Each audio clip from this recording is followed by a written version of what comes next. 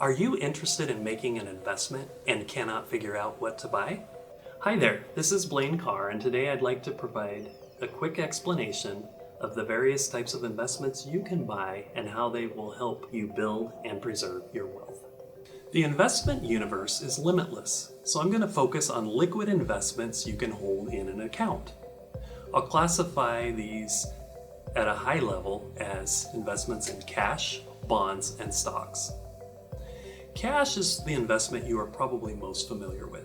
When you put cash into an account with a bank, it typically is in the form of checking, savings, money market, or a certificate of deposit.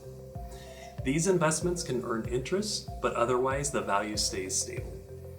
When the market rate of interest is high, banks will pay you more interest. Investing in cash is generally considered low risk. Bonds are similar to cash, yet carry a bit more risk.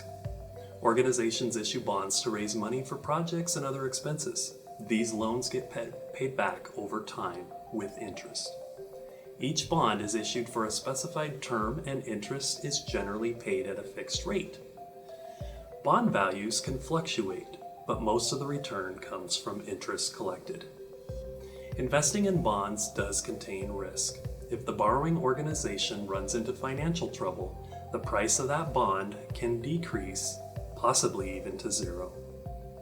A share of stock represents an ownership stake in a company.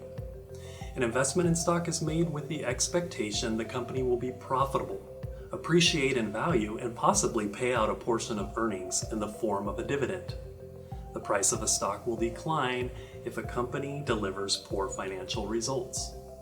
Sometimes a company might be doing fine, yet a poor economy or a catastrophic event might cause the overall stock market to become less attractive to investors. This is known as market risk and can result in most stock prices dropping at the same time. Stocks are generally considered riskier investments than bonds and cash, but you should expect to be compensated more over the long term for taking this risk on. You can invest directly in cash, bonds, or stocks, but don't put all your eggs in one basket. It is recommended that you diversify by purchasing a variety of stocks and bonds. If a company struggles or goes bankrupt, you will have a lower percentage of your investments tied to that specific company. A common way to diversify is to invest in a mutual fund or ETF.